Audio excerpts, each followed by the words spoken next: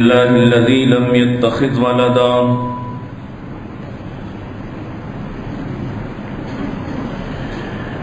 ولم يكن له شريك في الملك ولم يكن له ولي من الذل وكبره تكبيرا.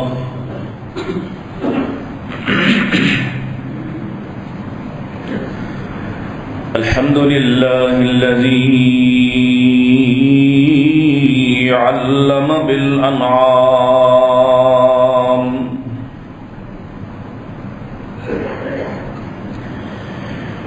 وحرم الحرام،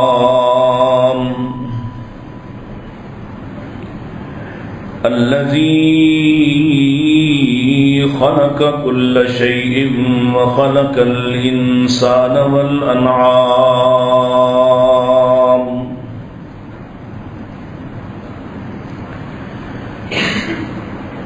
والصلاة والسلام على أشرف الأنبياء وسيد الأنام،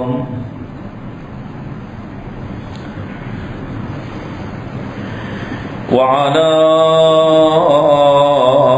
آله العظام وعلى أصحابه الكرام وعلى من اتبع الإسلام.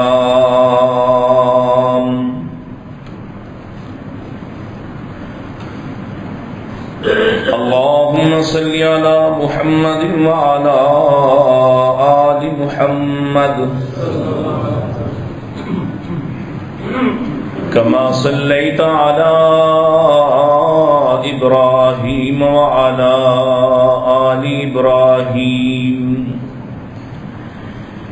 إنك حميد مجيد. اللهم بارك على محمد وعلى آل محمد كما باركت على إبراهيم وعلى آل إبراهيم إنك حميد مجيد. أعوذ بالله السميع العليم من الشيطان الرجيم. بسم الله الرحمن الرحيم.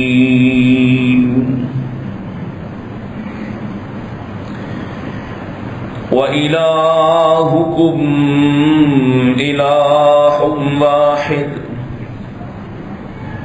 لا إله إلا هو الرحمن الرحيم. إن في خلق السماوات والأرض واختلاف الليل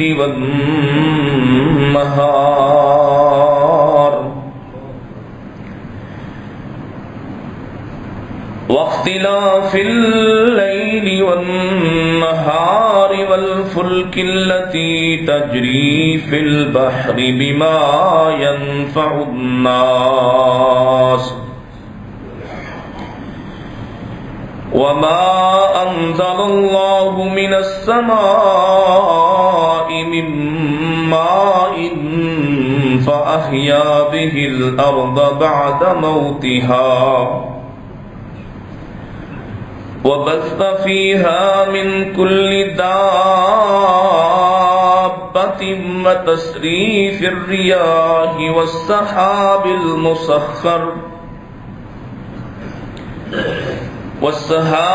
المسخر بين السماء والأرض لآيات لقوم يعقلون.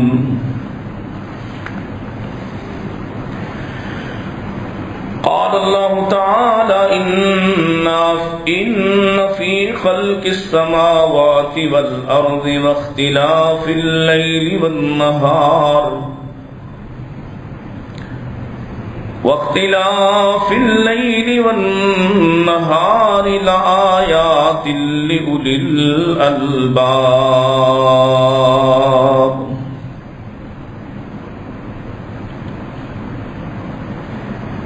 قال النبي صلى الله عليه وسلم: نصرت بالسبا، او كما قال عليه الصلاة والسلام: ان احسن الحديث كتاب الله، وخير الهدي هدي محمد صلى الله عليه وسلم، وشر الامور محدثاتها، كل محدثة بدعة، وكل بدعة ضلالة، وكل ضلالة في النار.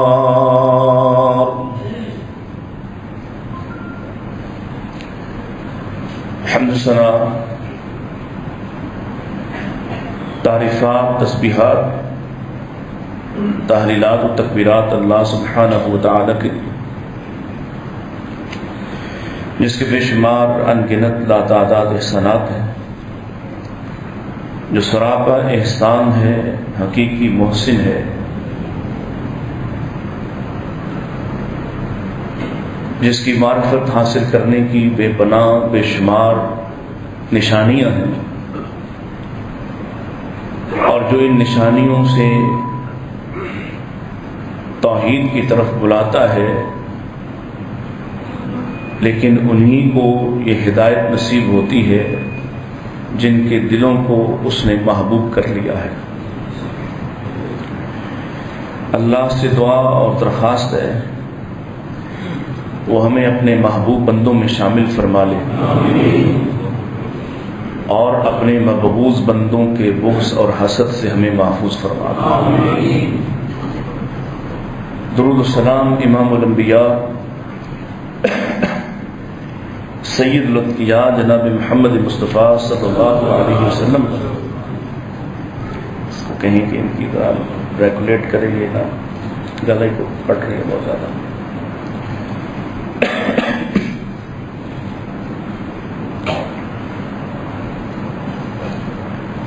ان سے کہیں وہ خود کریں گے۔ اللہ تعالیٰ کے فضل و احسان سے آپ کے سامنے اپنی بساط پر مختلف عنوانات اور مختلف موضوعات پر بات کرتے ہیں۔ اسی طرح قرآن مجید نے ایک بہت بڑا موضوع، ایک بہت بڑا عنوان، بلکہ کثرت کے ساتھ جن الفاظ کے ساتھ بار بار دعوت فکر دی ہے، افلا یتفکرون، افلا یعقلون، افلا تعقلون، ان الفاظ کے ساتھ بار بار اللہ تعالیٰ نے دعوت فکر دی ہے، اور کہیں فرمایا، جیسے ابھی آپ کے سامنے میں نے دو مختلف مقامات سے تلاوت کی ہے۔ ایک جگہ فرمایا افلا یعقلون، اور دوسری جگہ ارشاد فرمایا کہ یہ جو نشانیاں ہم نے بیان فرمائی ہیں، لآیات لأولی الالباب، اس میں نشانیاں ہیں ان لوگوں کے لیے جو عقل والے ہیں، دانش والے ہیں۔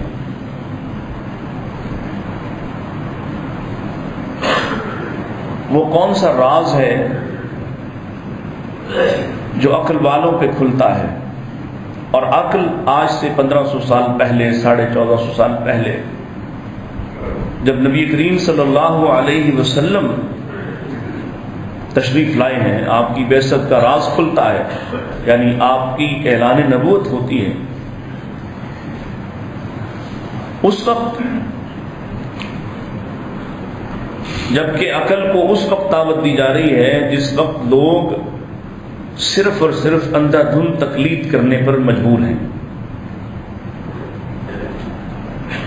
اپنے قبیلے کی بات ماننے پر مجبور ہیں، اپنے سردار کی بات ماننے پر مجبور ہیں، اپنی روایات، اپنے رواج چاہے وہ انتہائی فرسودہ، انتہائی بوسیدہ ہی کیوں نہ ہوں، وہ انہیں ماننے پر مجبور ہیں۔ اس وقت قرآن ان سے کہہ رہا ہے کہ تم غور کیوں نہیں کرتے، تم سوچتے کیوں نہیں ہو، افلا تبصرون، تم آنکھیں کیوں نہیں کھولتے ہو، تمہیں دکھائی کیوں نہیں دیتا ہے۔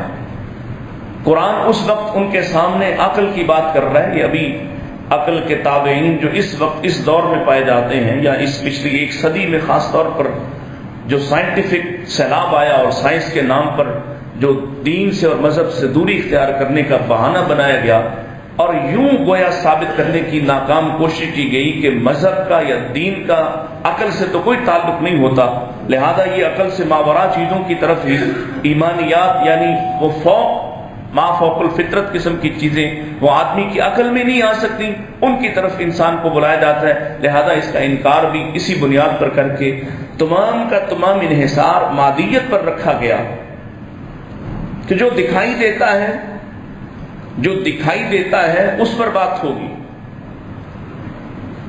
دکھائی نہ دینے والی چیزیں یہ تو قابل اعتنا ہی نہیں ہے۔ اسی لیے کسی نے اللہ کے وجود کا انکار کر دیا، کسی نے جنت جہنم کا انکار کر دیا، کسی نے فرشتوں کا انکار کر دیا۔ میں ابھی وہ کفار کی بات نہیں کر رہا، اپنے اندر جو فتنے ہیں اہل اسلام کے اندر اور مشرکین، انہوں نے تجسیم کا بت اس طرح سے بنایا کہ ہر چیز کے لیے کوئی خدا تراش لیا، اور تراشا کس نے؟ خود ان کی عقل نے جو ان کو سکھایا، جو ان کے تصور اور تخیل میں آیا، اس کو بت بنا کر اس کی خاص حیت اور خاص شکل بنا کر اس کی پوجا شروع کر دی اور اس کے سامنے مناجات شروع کر دی۔ تو اللہ تعالیٰ نے یہاں سورہ آل عمران میں، سورہ البقرہ میں یہ اعلان فرمایا، توحید سمجھنے کا کلیہ اور نسخہ عطا فرمایا ہے۔ پہلے ارشاد فرمایا وَإِلَٰهُكُمْ إِلَٰهٌ وَاحِدٌ، تمہارا معبود کون؟ مقدمہ کیا ہے جس کو ثابت کرنے کے دلائل آگے آ رہے ہیں؟ مقدمہ کیا ہے؟ وَإِلَٰهُكُمْ إِلَٰهٌ وَاحِدٌ، تمہارا معبود ایک ہے، 2 3 300 360 3 کروڑ 33 کروڑ، وَإِلَٰهُكُمْ إِلَٰهٌ وَاحِدٌ، تمہارا معبود ایک ہے۔ اب ایک ہونے میں جو الہامی اور آسمانی دین رکھنے والے یا مذاہب رکھنے والے یہود و نصارہ کا بھی انکار ہے، جنہوں نے 2 اور 3 بنائے۔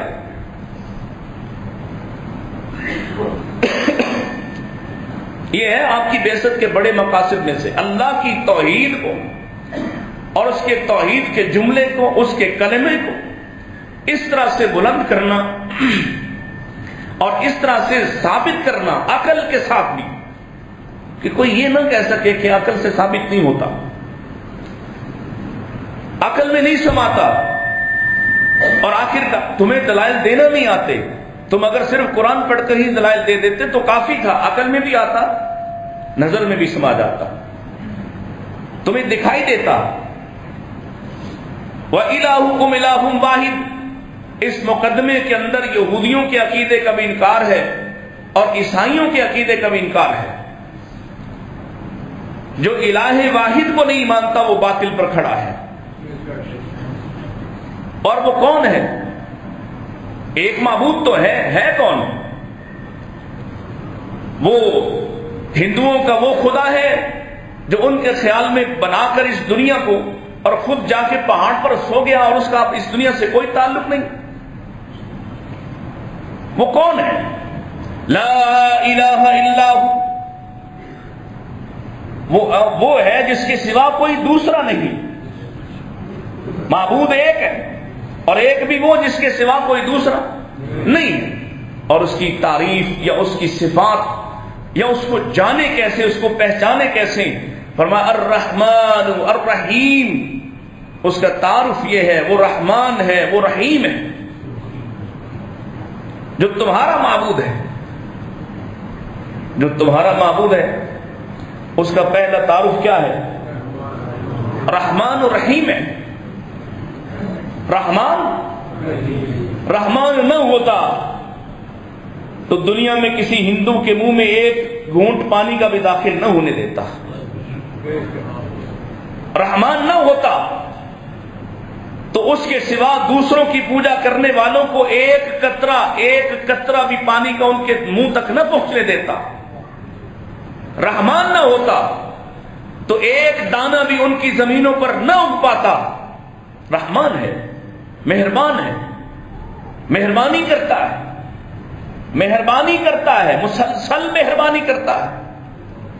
رحیم نہ ہوتا، اگر رحیم نہ ہوتا، رحم کرنے والا نہ ہوتا تو جو لوگوں نے کر دکھایا، زمین پر جو کچھ کیا ہے اور جو کچھ کرتے آ رہے ہیں اور جو کچھ کرتے جا رہے ہیں، وہ فرماتا ہے اگر وہ رحیم نہ ہوتا، لو یؤاخذہم بما کسبوا لعجل لهم العذاب، تو جو کچھ تم کرتے ہو تمہیں عذاب اتنی جلدی آ لیتا تم سانس بھی نہ لے پاتے. اگر تمہارے کرتوتوں کی بنا پر تمہیں پکڑنے پر آتا، لو یؤاخذہم بما کسبوا، جو تم کرتے ہو، لعجل لهم العذاب، تو تمہیں بہت جلدی عذاب آ جاتا.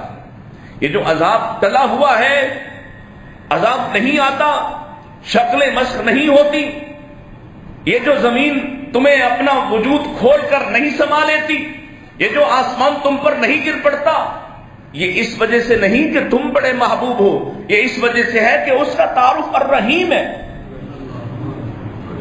وہ الرحیم ہے، تمہیں موقع دیا جاتا ہے، مہلت دیا جاتا ہے. اللہ اکبر. اور تمہیں اس کی سمجھ نہیں آ رہی اور بہانہ بناتے ہو سائنس کا، جس کے نتائج کبھی بھی حتمی نہیں ہوتے، جس کے نتائج میں تغیر ہے، تبدیلی آتی رہتی ہے. ایک سائنسدان اٹھتا ہے، ایک نظریہ پیش کرتا ہے، دوسرا اٹھتا ہے، اسی نظریے پر مزید تحقیق کر کے ایک نیا نظریہ پیش کر دیتا ہے. اور ساری دشمنی تمہاری علم سے. اور کون سا علم؟ جو آسمان سے دلیل کے ساتھ اللہ نے زمین پر اتارا، جس کے لیے اللہ نے بہترین لوگوں کو منتخب کیا اور لے کے آنے والا بھی سب سے بہترین بنایا. اس علم پر یعنی وحی پر تمہیں یقین نہیں آتا ہے. تو آئیے آپ ہی کی زبان میں، آپ ہی کے انداز سے قرآن آپ کے سامنے رکھتے ہیں، دلائل آپ کے سامنے رکھتے ہیں، اور ذرا دل کو کھول کر بصیرت کے ساتھ بصارت کو استعمال کرتے ہوئے ایسا نہ ہو جیسا قرآن نے کہا وَكَأَيٍّ مِّنْ آيَةٍ فِي السَّمَاوَاتِ وَالْأَرْضِ، کتنی ہی ایسی نشانیاں ہیں، کتنی ہی ایسی نشانیاں زمین و آسمان کے اندر جو ان کے سامنے پیش کی جاتی ہیں. یمرون علیہا، لیکن یہ ان نشانیوں کو دیکھ کر بھی وہ ان کے سامنے آتی ہیں، اپنی حیت کھولتی ہیں، اپنی کیفیت کھولتی ہیں، اپنی اصلیت کھول دیتی ہیں، نشانی سمجھ بھی آ جاتی ہے. لیکن ان کا رویہ کیا ہوتا ہے؟ وَهُمْ عَنْهَا مُعْرِضُونَ، یہ اس نشانی کو دیکھ کر اللہ کو پہچان لینے کے باوجود، دین حقہ کو جان لینے کے باوجود، نبی کریم کے راستے کو صحیح جان لینے کے باوجود یہ اس نشانی سے اعراض کرتے ہوئے آگے بڑھ جاتے ہیں، اس کو مانتے نہیں، تعصب، ضد اور ہٹ درمی کا مظاہرہ کرتے ہیں. ایسا نہیں ہو. اگر ایسا نہ ہوا تو اللہ فرماتے ہیں ان فی خلق السماوات والارض، زمین و آسمان کی بنتر بناوٹ میں، اس کی پیدائش میں، اس کے قائم رہنے میں، اس کے نظام حاجات میں تمہارے لیے نشانیاں ہیں. واختلاف اللیل والنہار، رات اور دن کے آپس میں تبدیل ہونے میں کیا نظام ہے، کیا نظام ہے؟ کبھی غور کیا؟ کبھی غور کیا؟ سوال ہیں آج سارے. اور ان عقل والوں کو دعوت فکر ہے جو عقل کی بنیاد پر کاروبار تو کرتے ہیں، عقل کی بنیاد پر معاملات تو چلاتے ہیں، عقل کی بنیاد پر رشتے بھی نبھاتے ہیں، لیکن عقل کو استعمال کر کے توحید کو نہیں سمجھنا چاہتے۔ اسی عقل کو وہ جو اللہ نے عطا فرمائی، اور اگر ایمان کے ساتھ عقل مل جائے تو فرمایا اس کا تو معاملہ ہی بڑا مختلف ہوتا ہے، اس کی تو نگاہ وہاں تک دیکھتی ہے جہاں تک ابھی کسی نے دیکھا ہی نہیں ہے۔ اس کو تو یہاں کھڑے کھڑے بیٹھے بیٹھے جنت کے مناظر دکھائی دینا شروع ہو جاتے ہیں۔ اگر یہ عقل کو اس علم کے تابع کر دے جو علم محمد لے کر آئے ہیں صلی اللہ علیہ وسلم، اس کو ٹھیک کر دیں۔ پہلے ہی طبیعت بگڑی ہوئی ہے اور آج ہی بٹ سا بیمار نہ تھے۔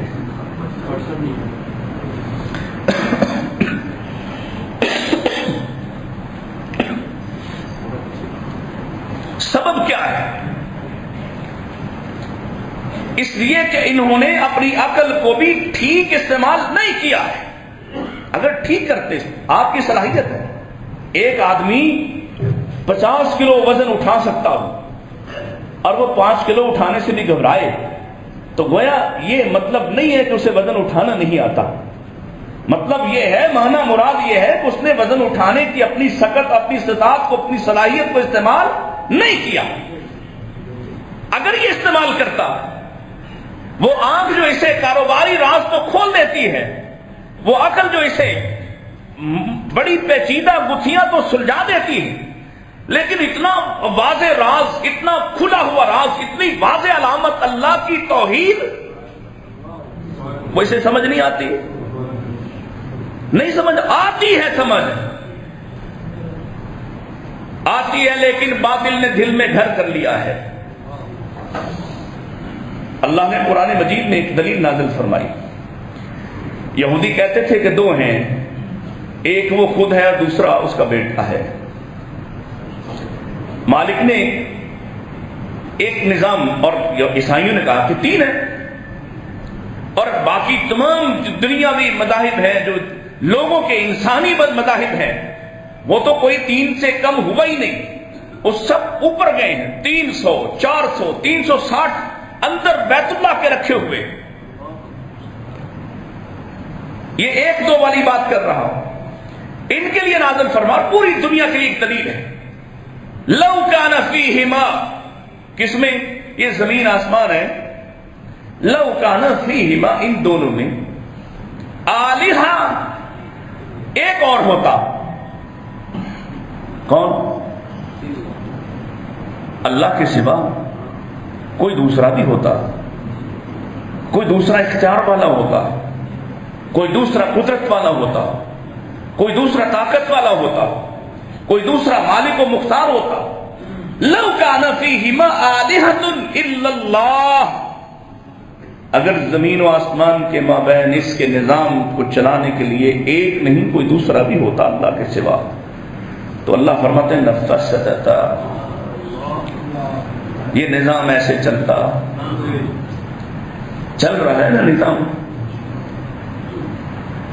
چلو پچھلا جو گزر گیا اس کو تم علم کہہ سکتے ہو کہ آج سے 50 سال پہلے، 500 سال پہلے، 1500 سال پہلے، اکتوبر کی 29 تاریخ کو فلاں خطے میں یہ موسم تھا، فلاں خطے میں یہ موسم تھا، اس وقت دن نکلتا تھا اور اس وقت غروب ہوتا تھا، اس کو علم کہہ دو، تاریخ کہہ دو۔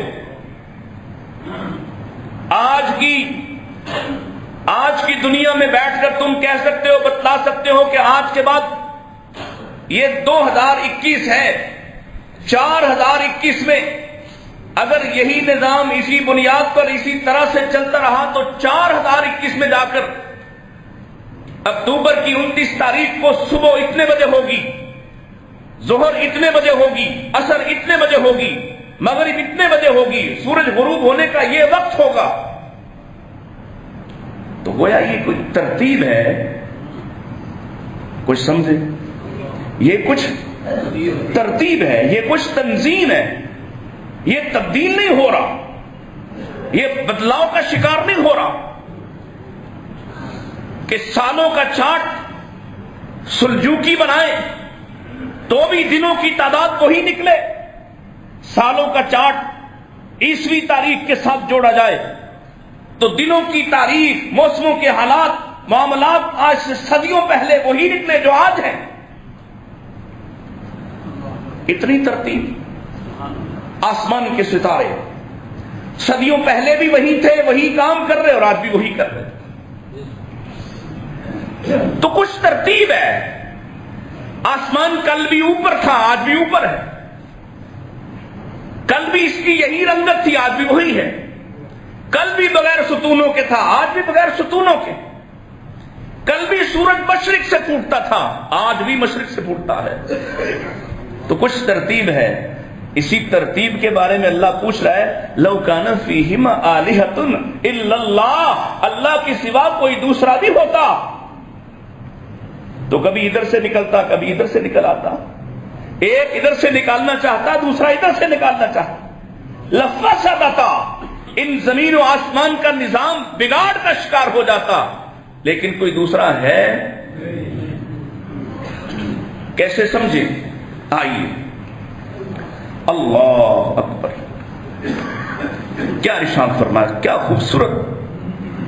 ان فی خلق السماوات والارض، یہ 7 دلائل ہیں.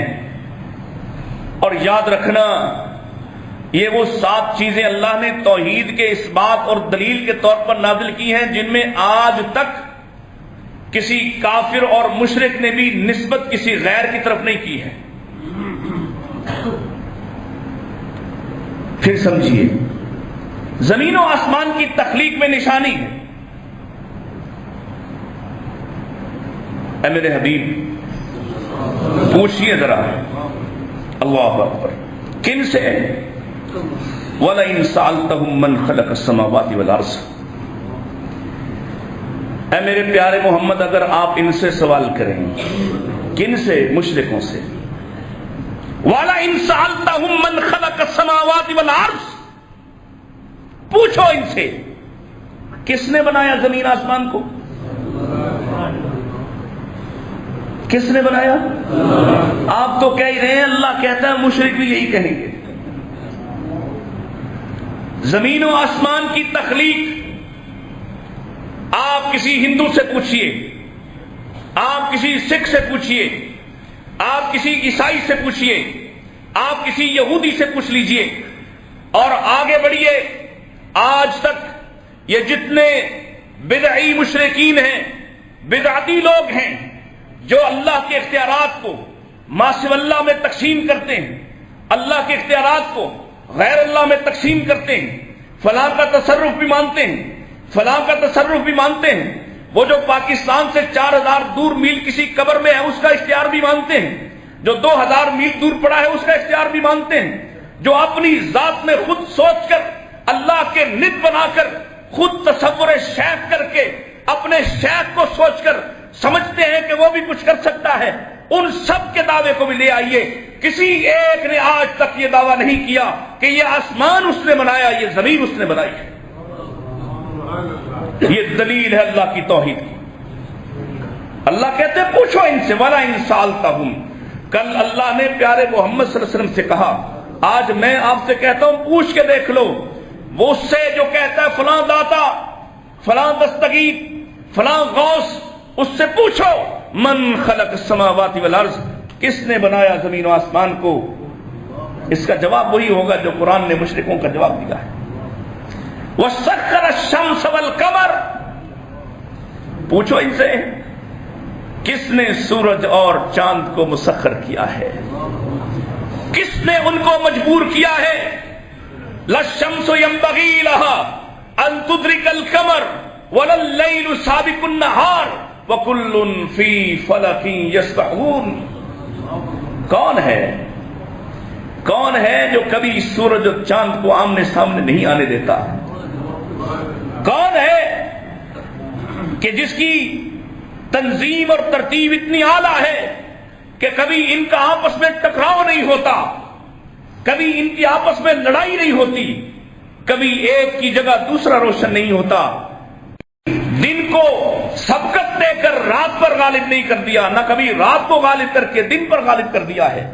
دونوں ایک نظام کے ساتھ چل رہے. اگر سردیاں آ جائیں تو دنوں کی مقدار کم کرتا ہے کون؟ اگر گرمیاں آ جائیں دنوں کی مقدار کو طویل کرتا ہے کون؟ راتوں کو لمبا کون کرتا ہے؟ راتوں کو مختصر کون کرتا ہے؟ اللہ۔ اللہ کے سوا کوئی دوسرا؟ وَسَخَّرَ الشَّمْسَ وَالْقَمَرَ، اور پھر فرمایا جب آپ ان سے پوچھیں گے تو یہ کیا کہیں گے؟ جواب بھی ہم بتا دیتے ہیں، آپ ان سے پوچھ کے تصدیق کر لیجئے۔ لَيَقُولُنَّ اللَّهُ، یہ کہیں گے جنہوں نے 360 بت بنائے ہیں اور ما سوی اللہ کے طور پر ان کی پوجا کرتے ہیں، اللہ کو چھوڑ کر ان کے پیچھے جاتے ہیں، طرح طرح کے نفع و نقصان ان سے جوڑ رکھے ہیں۔ جب آپ ان سے پوچھیں گے زمین و آسمان کس نے بنائے، سورج اور چاند کس نے بنائے، تو یہ کہیں گے اللہ نے بنائے ہیں۔ فَأَنَّىٰ يُؤْفَكُونَ، پھر توحید سمجھ نہیں آتی ہے، لیکن وہ جو داؤ فریب لوگوں پر چلا ہوا ہے وہ سمجھ آنے نہیں دیتا ہے۔ پھر پوچھئے اگلا سوال، وَلَئِن سَأَلْتَهُمْ من نزل من السماء ماء، ان سے پوچھئے آسمان سے پانی کون اتارتا ہے؟ کون اتارتا ہے؟ کس کے بس میں ہے؟ زمین پیاسی ہو، بادل آ کر گزر جائیں، کون نہیں برسنے دیتا؟ ضرورت تمہاری نظر میں نہ ہو اور برسا کر تمہیں تھکا دے، کون برساتا ہے؟ من نزل من السماء ماء، پوچھو ان سے۔ فَأَحْيَا بِهِ الْأَرْضَ بَعْدَ مَوْتِهَا، اللہ فَأَحْيَا بِهِ الْأَرْضَ بَعْدَ مَوْتِهَا، کون ہے؟ بارش اترتی ہے تو کیا ہوتا ہے؟ مردہ زمین، یہ زمین مردہ بھی ہوتی ہے؟ پوچھو ذرا آپ ارضیات والوں سے، سائنس پڑھنے والوں کو دعوت فکر ہے، آج ایگریکلچرل پڑھنے والوں کو دعوت فکر ہے، قرآن مجید کے اس جملے کی تحقیق بلکہ تحقیقات مشرکوں نے کی، کافروں نے کی، تم بھی ذرا کر کے دیکھو۔ وہ علم جو پڑھ کر تم گمراہ ہو جاتے ہو، ذرا اس علم کے ساتھ پڑھ کر دیکھو، پھر لگے گا تمہیں تمہاری آنکھیں روشن ہو گئیں۔ میرے ہاں کالج میں بعض اوقات ایسے طبقات سے یا اپنی یونیورسٹی میں بعض جگہوں پہ ایسے لوگوں سے جو سائنسز کے لوگ ہوتے ہیں ان سے مکالمہ ہوتا ہے، اور میں ان سے کہا کرتا ہوں کہ مجھے تمہارے الحاد کی، مجھے تمہاری بے دینی کی، مجھے تمہاری اس کفر و نفاق کی سمجھ نہیں آتی، اس لیے کہ ایک حیاتیات پڑھنے والا آدمی، بایولوجی کا مطالعہ کرنے والا آدمی مجھ سے زیادہ بڑا مومن ہونا چاہیے تھا، کیونکہ میں نے صرف عقلی نقلی دلائل کو پڑھا ہے، تم نے اس خالق کی تخلیقات کو قریب سے خوردبینوں سے اس کا مشاہدہ کیا ہے، تمہیں اس کا بڑا ماننے والا ہونا چاہیے تھا۔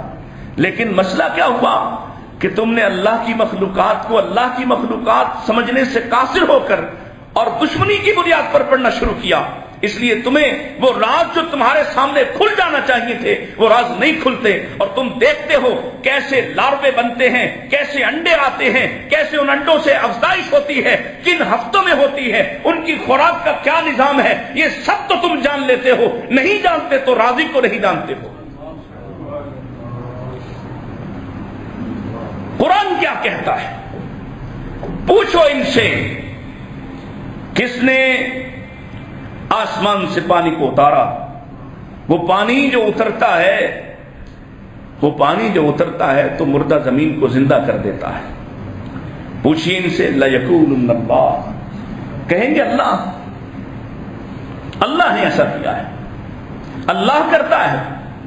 یہ 7 دلائل جو البقرہ کی آیت نمبر 164 میں آپ کے سامنے رکھنا چاہ رہا تھا، اس میں پہلا تخلیق السماء والارض، زمین آسمان کی تخلیق ہے۔ کب ہوئی؟ کوئی مدت طے، لیکن کس نے کی یہ طے ہے، کس نے کی یہ طے ہے۔ کب ختم کرے گا کچھ پتہ نہیں، لیکن کون ختم کرے گا یہ طے ہے۔ کون ختم کرے گا؟ اللہ۔ بنایا دونوں کو، تو دونوں سے کہا دونوں میری اطاعت کرو. تو دونوں نے کیا کہا ہے؟ اطعنا طاعین، ہم دونوں اطاعت کرنے والے ہیں. بنانے والے نے ان سے اطاعت مانگی تو ایسی اطاعت کی ہے زمین و آسمان نے، آج تک ایک لمحہ بھی اللہ کی اطاعت کے باہر نہیں گزرا ہے. اور یہی نہیں، کائنات میں سوائے جن و انس کے جو بھی مخلوق اللہ نے بنائی ہے، کوئی ایک مخلوق بھی ایسی نہیں جس کی طرف کبھی دوبارہ حکم دینے والا آیا ہو، جس کی طرف کوئی نبی بن کر بھیجا گیا ہو، جس کی طرف کوئی کتاب نازل کی گئی ہو. زمین کی چیونٹیوں اور چیونٹیوں سے بھی نیچے والی مخلوق سے لے کر آسمان کے فرشتوں تک کوئی ایک بھی مخلوق ایسی نہیں جس نے اللہ کی نافرمانی کا تصور بھی کیا ہو، ماں سوائے جن و انس کے. سب مخلوقات اللہ کی تابعدار، اطاعت گزار، اور جس کی طرف بار بار دعوت دینے والے، حق سنانے والے، اللہ کی کتابوں کے ساتھ پیغام لانے والے، جن پر کثرت سے آتے رہے، جن کو چوکوں میں کھڑے ہو کے، ممبروں پہ کھڑے ہو کے دعوت حق دی جاتی ہے، وہ نہیں مانتے. مان رہے ہیں تو زمین کے اندر رینگنے والے کیڑے، زمین کے اندر رینگنے والے حشرات، زمین کی سطح پر چلنے پھرنے والے جاندار اور جانور، کوئی ایک بھی ایسا نہیں جو اللہ کی بنائی ہوئی فطرت کے خلاف چلتا ہو. نہیں مان رہا تو وہ نہیں مان رہا جس کو سب سے اعلیٰ بنایا ہے، جس کو سب سے اعلیٰ بنایا وہ نہیں مان رہا. جس کی طرف تقریباً 1.25 لاکھ انبیاء بھیجے، جس کی طرف سینکڑوں کتب اتاری گئی، وہ نہیں مان رہا. ان فی خلق السماوات والارض واختلاف اللیل والنہار. تیسری نشانی والفلک التی تجری فی البحر، کشتی اللہ کی نشانی. اللہ کا قرآن کہتا ہے فَإِذَا رَكِبُوا فِي الْفُلْكِ دَعَوُا اللَّهَ مُخْلِصِينَ لَهُ الدِّينَ. جب یہ کشتی میں سوار ہوتے ہیں نا، مشرکوں کی بات ہو رہی، کشتی میں سوار ہوتے ہیں تو اللہ اکیلے کو پکارتے ہیں. اللہ بولو ذرا، اللہ اکیلے کو. دعوا اللہ مخلصین لہ الدین. جب یہ کشتیوں میں سوار ہوتے ہیں، کشتی اللہ کی توحید کی دلیل ہے. کیسے؟ تم بناؤ نا کوئی چیز اور اسے سطح آب پر رکھ کر دیکھو، وہ ڈوب جائے گی، ڈوب جائے گی. جتنا مرضی کوئی آ جائے بڑے سے بڑا، اس بنیادی ڈھانچے سے جو ڈھانچہ خالق نے خود تعمیر کرنے کا حکم دیا نوح علیہ السلام کو. آپ کے یہاں اسی مجلس میں وہ بزرگ مجھے نظر آ رہے جو یہ سائنس سمجھتے ہیں. اگر اس سائنٹیفک اصول کے مطابق جو اللہ نے نوح علیہ السلام کو سکھایا اور کہا وَاصْنَعِ الْفُلْكَ بِأَعْيُنِنَا، ذرا ہماری آنکھوں کے سامنے کشتی بنا، ہم تجھے دکھاتے کشتی کیسے بنے گی سطح آب پر. اس سے پہلے کوئی کشتی زمین پر پانیوں پر نہیں چلی. نوح علیہ السلام کو کشتی بنانے کا ہنر سکھایا گیا اور انسانوں میں اس کو ودیت کیا گیا. اور آج کی کشتیاں جب تک کہ اس خاص ڈیزائن پر ڈیزائن نہ کی جائیں ممکن نہیں ہے. وہ کتنے بڑے جہاز ہی کیوں نہ ہوں وہ ڈوب جائیں گے. پانی پر تو 1 کلو کا وزن نہیں رکتا، یہ ٹنوں کے ساتھ کس طرح سے چل پڑتے ہیں. کل اعلامی پہاڑوں کی مانند کشتیاں کیسے چلتی ہیں؟ یہ اس اصول کے مطابق چلتی ہیں جو اصول اللہ کو ایک ثابت کرتا ہے، اس خالق کی مرضی سے چلتی ہیں.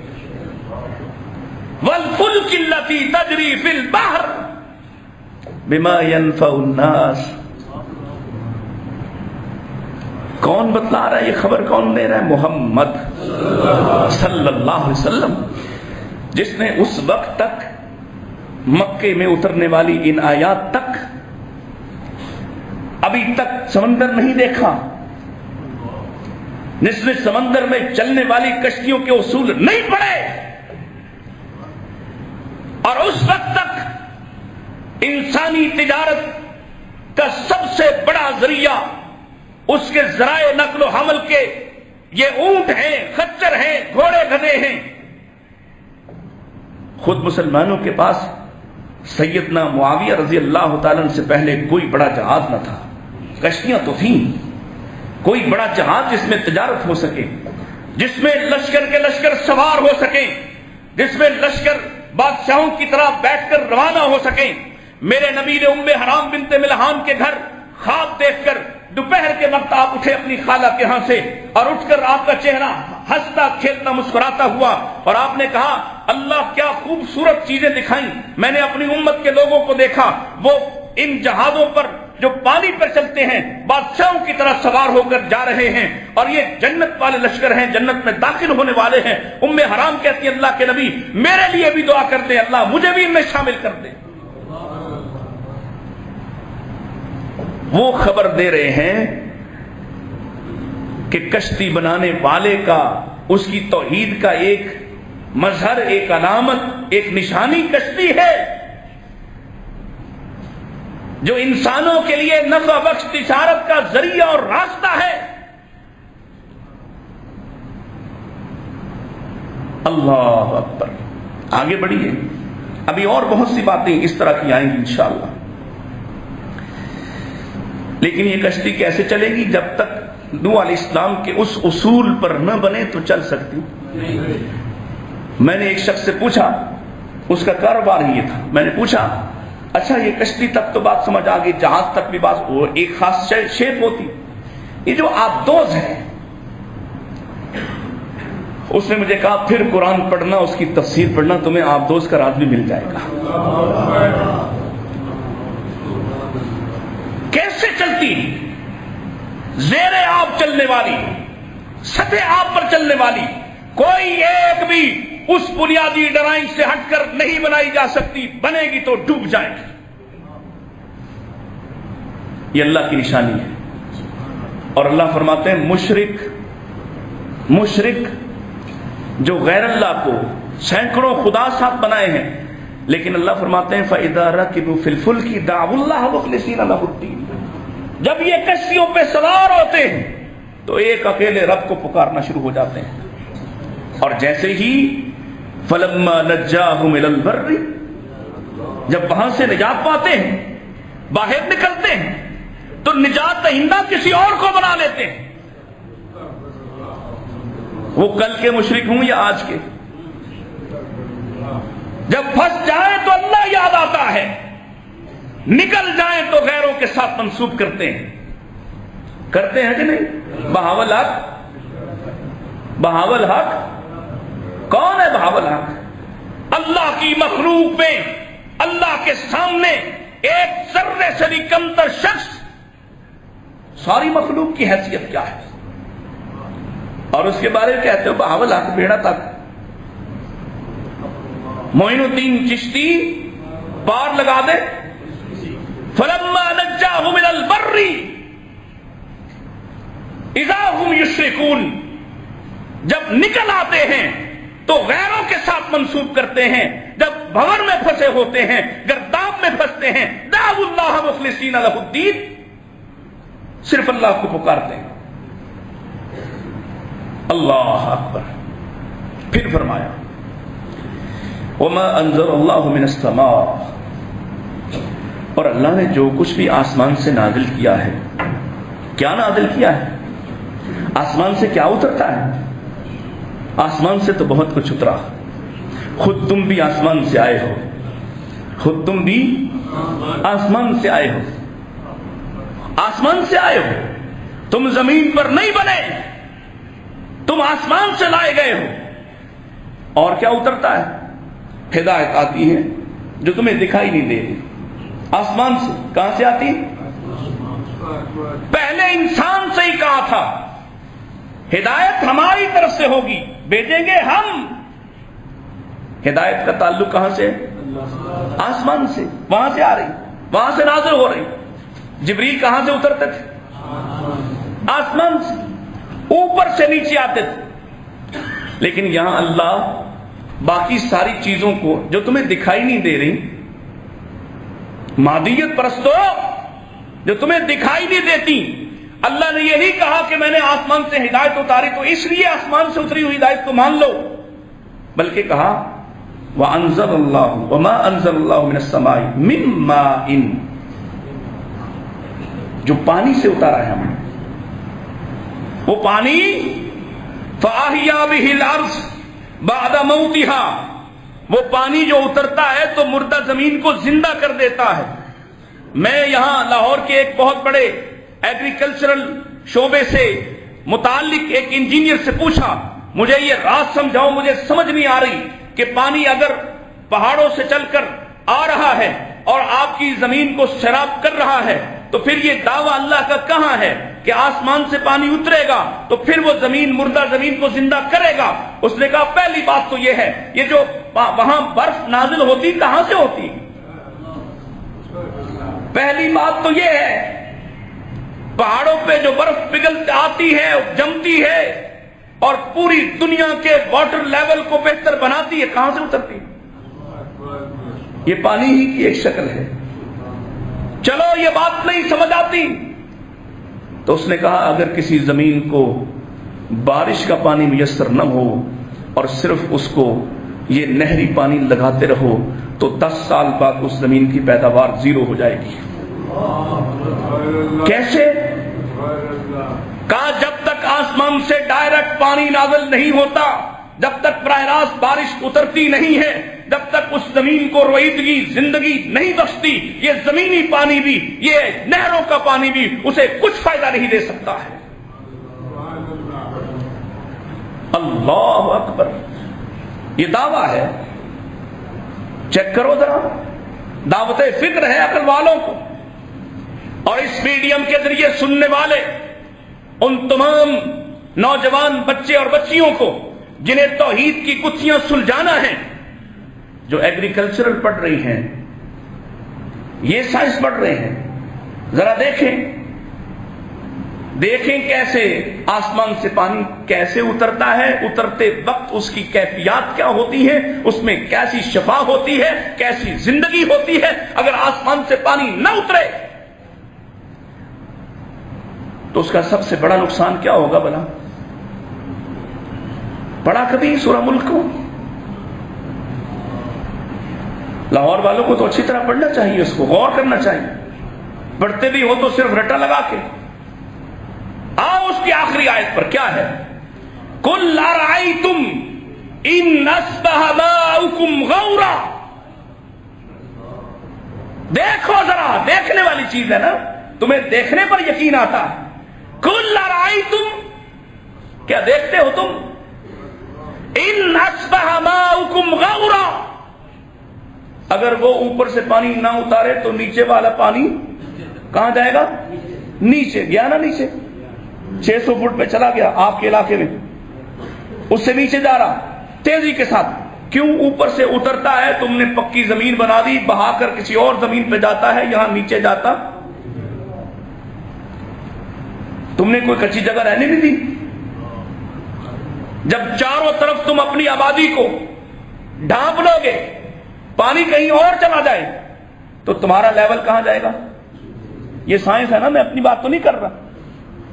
غورا فَمَن يَأْتِيكُم بِمَاءٍ مَّعِينٍ، پھر کسی غریب آدمی، وہ تڑپتے ہیں، ترستے ہیں، وہ ہم سے درخواستیں کرتے ہیں، بابا جی سے پھر کہہ دو ہمارے علاقے میں بھی ایک ٹیوب ویل لگوا دیں، ایک پلانٹ یہاں بھی لگوا دیں، جو پانی ہم نکالتے ہیں وہ 1000 فٹ پر نکالنے کے باوجود بھی زہریلا ہے۔ کس نے نازل کیا؟ اور بے پناہ نازل کرتا ہے آج بھی۔ یہ ہے زندگی اترتی، یہ ہے زندگی صرف یہ تو نہیں کہ فصلیں اگائے، خود تمہارے پینے کے لیے جو پانی وہ کہاں ریسٹور کہاں ہوتا، سٹور کہاں ہوتا؟ زمین میں۔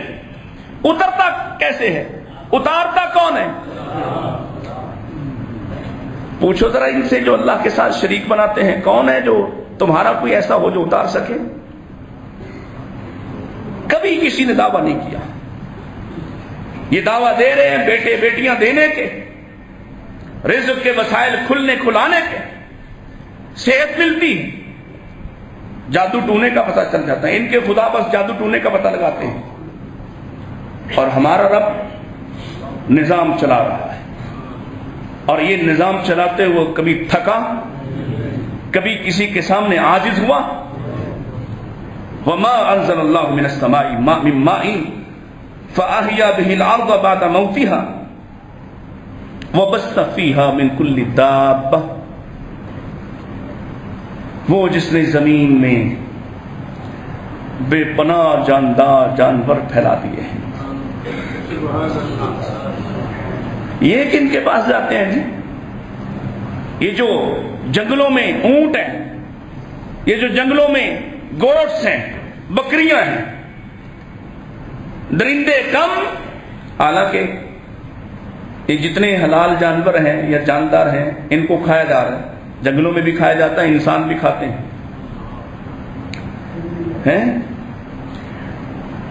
وہ کم ہو گئے؟ کون اس توازن کو برقرار رکھتا ہے؟ ایک اکیلی عید پر پاکستان کے اندر 2.5 کروڑ سے 3 کروڑ جانور ذبح ہوتے ہیں ایک دن پر، اور روزانہ۔ اور صرف پاکستان نہیں، انڈیا نہیں، پوری دنیا اور پورا خطہ، پوری دنیا گوشت خور ہو گئی۔ وہ جو کل تک سبزی کھاتے تھے اور سبزی کھانے کو ہی مذہب قرار دیتے تھے، وہ بھی گوشت خور ہو گئے۔ کم ہو گیا؟ پہلے سے کہیں زیادہ۔ کون پھیلاتا ہے؟ انسانوں کو تو اولاد ملے کسی مدار پر جا کر، کسی کے سامنے تلوے چاٹ کر، کسی کی پگڑی دیکھ کر، کسی کا نام جپنے کے بعد، کسی کے سامنے لیٹنے کے بعد، اور جانوروں کو ایک ایک جانور حاملہ ہو، کبھی 3 پیدا ہوں، کبھی 4 پیدا ہوں، اور اگر کتوں درندوں کی طرف جاؤں تو کتنی ہی تعداد۔ کون ہے جو اس سارا نظام چلاتا ہے؟ کس نے بنائے ہیں؟ کوئی دوسرا بھی ہے؟ آج جا کر نہ گھر جا کر 21واں پارہ پہلا صفحہ امن خلق السماوات، یہاں سے لے کے 6-7 آیات کو پڑھنا۔ کون ہے؟ وہ پوچھ رہے ہیں امن یہدیکم فی البر والبحر، کون ہے؟ کون ہے جو تمہیں رہنمائی دیتا ہے، بر و بحر کے راستے سمجھاتا ہے؟ کون ہے جو تمہیں تاریکیوں سے نکال کر روشنی میں لاتا ہے؟ یہ سوال ہے نا؟ تو قرآن تمہارے لیے آیا ہے، جانوروں کے لیے نہیں آیا، یا گلے میں لٹکانے کے لیے نہیں آیا، تعویذ بنا کر پی جانے کے لیے نہیں آیا، تمہارے سمجھنے کے لیے۔ اور قرآن تمہیں خود دعوت دیتا ہے افلا تعقلون افلا یعقلون افلا تتفکرون افلا یتفکرون افلا یتدبرون۔ کرتے ہو غور؟ چیلنج ہے قرآن کا، غور کرو، ڈھونڈو اس میں سے کچھ، اور ڈھونڈو اگر ہدایت تو یقینی طور پر مل جائے گی۔ اگر ہدایت کے سوا کچھ ڈھونڈنا چاہا گمراہ ہو جاؤ گے۔ ہدایت کی طرف آؤ۔ اللہ اکبر۔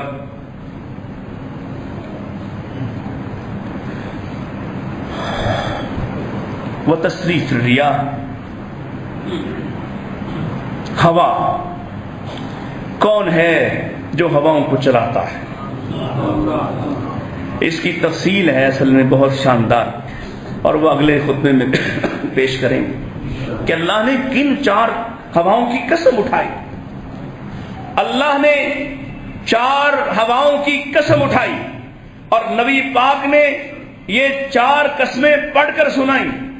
بسم اللہ الرحمن الرحیم، والمرسلات عرفا، فالعاصفات عصفا، والناشرات نشرا، والذاریات ذروا۔